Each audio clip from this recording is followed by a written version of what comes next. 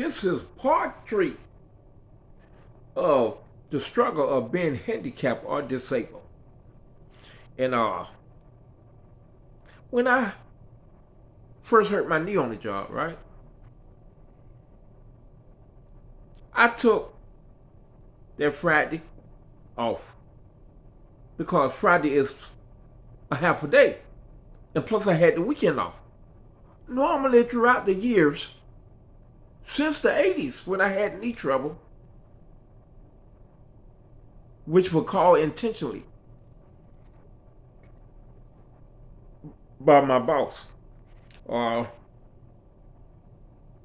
take that Friday, Saturday, or Sunday. You know, when I'm off the weekend, I take that Friday. And I'm right back new that Monday. And I've been doing that for about 30 years. But this time it didn't work. So I called my boss. Hey, boss, this thing ain't doing what it normally do. Man, let me go ahead and take a 2-week vacation. You say, you sure? I said, yeah, boss, because I still can't walk. So 2 weeks passed. Now I'm scared to death. I still can't walk. And I went to the doctor, right? He made me do MRIs and all that stuff. He said, oh my God, your knee is osteoporosis. It added worse.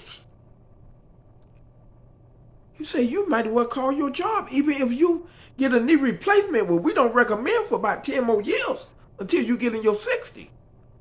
But even if you get a knee replacement, you cannot never walk on uneven grounds again, meaning you can't work on a golf course, right? Wow.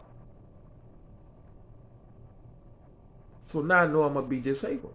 Even though all the guys on the job, all the white guys say, hey man, when we go to the doctor, we get what we want. We'll go to the doctor and get you some painkillers. And they got the painkillers, like they say. But I won't take them. Because the doctors say, even if I can walk or get a knee replacement, I can never walk on uneven grounds again. So he say the golf course is all uneven grounds. And I know if I took a painkiller, I'd have seen it. One painkiller, and you trying to get disability, and they find Percocet or Oxy in your blood, you better come up with some goddamn receipts, or you would never receive disability. Never. Because they have that on your record. So I wouldn't take it, right? But what I noticed was, I joined some Facebook rooms because I still don't think I'm going to be disabled yet. You know, when I first left that job, I didn't know I was going to be disabled. But I had time now, so I said, let me join some Facebook rooms. I joined disabled room, and I'm hearing everybody saying, oh, when you get disabled, everybody disappears. I'm like, wow, that'll never happen to me. And I'm reading story after story of people saying when they got disabled, people ran away and disappeared because they figured they need something. They figured you want them to do something. And I was saying to myself, oh, that'll never happen to me. I've been helping people for 40 years. And I got my first taste of medicine when I asked my ex-wife, can she help me with my goddaughter, which is her daughter, and my stepdaughter, so to speak. But she liked me to call her God. She liked to call me God Daddy, so I just call myself God Daddy. But I got my first taste of medicine. I said, can you? I give her $75 a week allowance of $50. Can you give her 2 weeks allowance for me? Cause I've been doing this since she was 7, and now she 18. And I don't want her to be affected by me not working. And this girl in her last year of high school. The ex-wife told me it's not her problem. I said, I've been taking care of you for 40 years, and I've been taking care of that girl since you were born. I've been giving you money for her since you were born. You tell me you can't give her money for 2 weeks for the first time since she born? She said, not my problem. It's your daughter. It's your daughter, not my problem. That was my first wake-up call. The woman won't even give her daughter $1 and know I wasn't working. And then everyone started attacking me. Everyone started asking for trouble. Hey, can I get $100? Hey, can I get $200? Even the ex-wife. She stepped the game up 10 times more asking for money. And I'm like, is something in the Twilight Zone? I'm a handicap and unable to work. Now everybody is asking me for money more than ever before. I don't understand it. And I didn't back off from my daughter because I didn't want her to be affected by me not working. But all the other people, no, you can't get nothing from me. I'm not working. I got no income. And then guys who I thought were my brother, we've been working together over 40 years. I hire them on every job I get. I help them with their house payment, car payment. When they get behind the electricity, they disappear. And the one main one I thought was my brother, he lived with me. I don't charge my brother rent. Never. I pay the car payment, all kind of stuff. The man disappeared. And when I do call him, he come now. But he say something what a handicapped person hates to hear. If you need me, call me. Handicapped people don't want to hear that because that means you don't want to be messing with me. If I'm handicapped, I'm going to need you as much as possible. You get what I'm saying? But when somebody say, if you need me, call me, they don't want to mess with you. So we as handicapped people, we don't call them unless it's a really, really emergency, right? And then my other brother used to work on my car. I done had him on every job I done been on as my head mechanic. Say, hey, bro, my car broke down. I got to go to the doctor tomorrow. He come. And he say, oh, you don't need no battery. I tighten up the spark plug, right? What I owe you? Oh, just give me $60, kid. I give him the $60. The next day I get ready to go to the doctor. My truck ain't cranking. I call him up, hey man, I need to go to the doctor. I got to get my prescription, man. I told you I need a battery. Say, oh, I'll be over there, kid. He run and get me a battery right down the road, about 5 minutes away. He put the battery in and I say, thank God. Boy, I told you I needed a battery. He said, yeah, I just started with the plot plug, kid. I'll give me $60. I said, but I just gave you $60 yesterday for the same problem. You the one say I ain't need no battery. He said, but that's how it go, kid. And when they're laughing. And I'm like, oh my God. Much as I done helped that guy, he called himself hustling me while I'm handicapped. I can't believe it. And I didn't talk no trash or nothing. You know, I told a couple of people, I guess they told him, because next time I call him, he won't show up. I call him and call him. He said, okay, I'll be your butchie. But he never show up. And then one day, I was at the bank with my brother. My brother took me to the bank, and this is the brother who I call toxic. He don't hold his tongue for nobody. And we were at the drive-thru one day, and he seen the mechanic car. He used to work with him too. All of us used to work together. He said, hey, man, How much of that man to help you over these years since the 80s? Now his car broke down and he can't walk. And the man said he been calling you for 3 months. And my buddy dropped the head. Said, "Oh, kids, I'm sorry, kid, I'm sorry. I check you out. And he still never come. And my brother said he saw him somewhere. He told him, well, something bad gonna happen to y'all. Much of that man did for y'all over the last 40 years. Now all of a sudden he need help. And all y'all turning y'all back on him. But y'all tell me, oh, I check on David every day. He said, but when I talk to David said he ain't seen y'all in 2 or 3 years. The dude died a year later. No, but he's still my best friend. He's my brother. He visited me in my dream. He told me I'm sorry. He helped me out. He in the dream world, he helped me out. He tell me what vegetable to eat.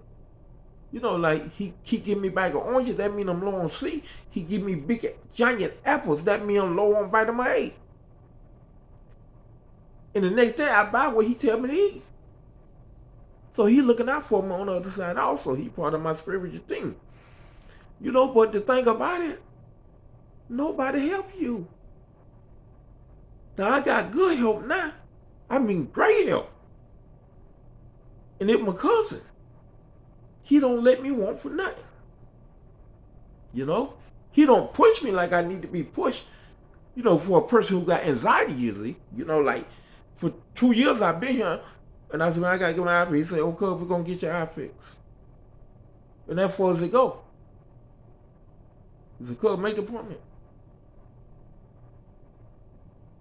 But I can't see.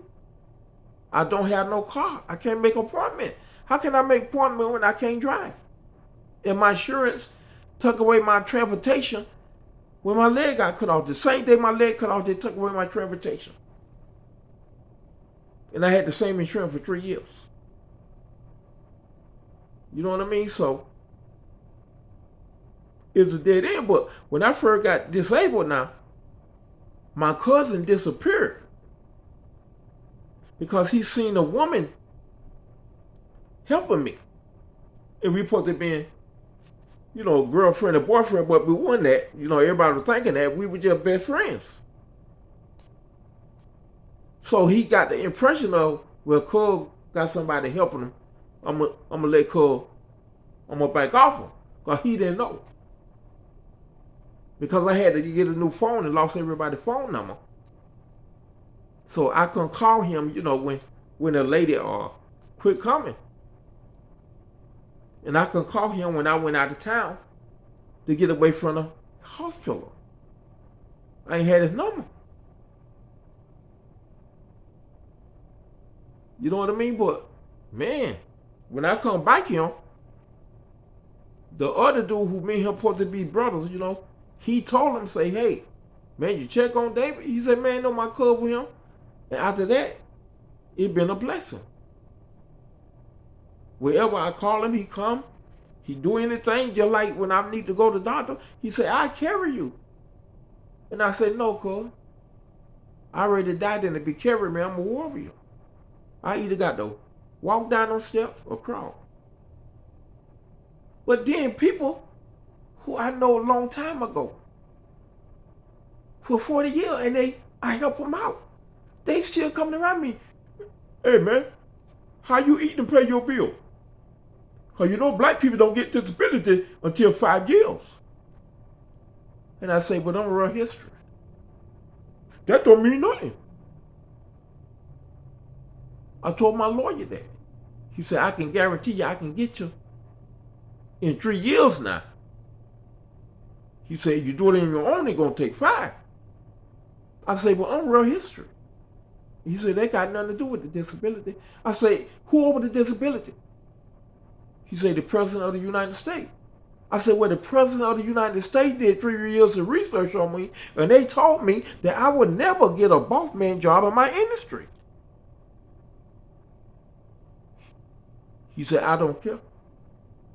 If you got a management degree, that means you can manage McDonald's, Burger King, Walmart. You can be a manager anywhere. I said, no, it don't work like that, bro. I said, sir, I ain't trying to be funny, but I got the racist degree on the planet. And the government told me that. He said, it still don't mean nothing with disability. I said, I tell you what, bet me $50 that I'm going to get disability. He said, okay then. He said, lots of people call themselves managers, but they mop floors, clean toilet, and all kind of stuff. They just managing in their head. That's what he told me. I said, no, sir, that's the new world now. I said, because I have to clean toilet. I have to mop floors. I have to do all that. Nowadays, manager have to do all that, sir. And he said, not in my world. I said, because you ain't black. And he lost the bet. He lost the bet. And he paid me. Because when they grant you disability, right? Then a lawyer get paid. And he told the secretary, tell him he don't owe nothing.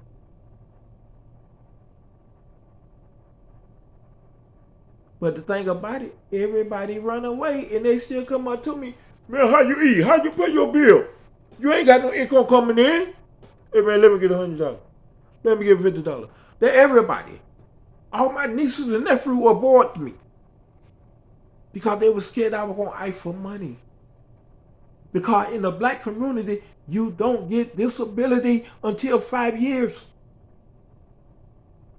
So everybody avoided me and I couldn't believe it. I couldn't believe it. We got to do better taking care of our own. Everybody gonna get old. Everybody gonna need somebody. I help old people my whole life, no matter what color or race. Even on my job, I help all the old people. I sneak and do their job for them because it be too hard, because the job be trying to make them quit, and I sneak and do their job. In the grocery store, if an old person in front of me, sometimes I pay for their groceries because they penny pitching. Because they own Social Security and don't have that much money. And I brought a lot of old people groceries and they just cry.